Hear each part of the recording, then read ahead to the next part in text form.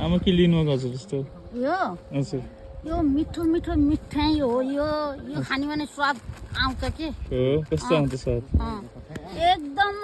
मिठो दामी चकलेटी फ्लेभरको यो चकलेटी होइन के हो यो पिङ्क कलर पिङ्क कलर ल खोलेर ल देखाइदिनु ल सक्नु ल खोलिदिनु ल अनबक्सिङ हान्नु ल उठके बाबु यो हुन्छ के धुस हुन्छन् अस्ति नै हामीले आएको एक घन्टा खाएर आएको के कान्छो पनि दङ गरे त होइन र खान्छ खाना हुन्न र यो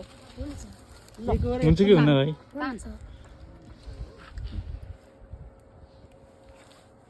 ल खाइदिनु आमा ल ट्राई हानिदिनु हजुरले सुरुमा ट्राई गर्नु न हजुरले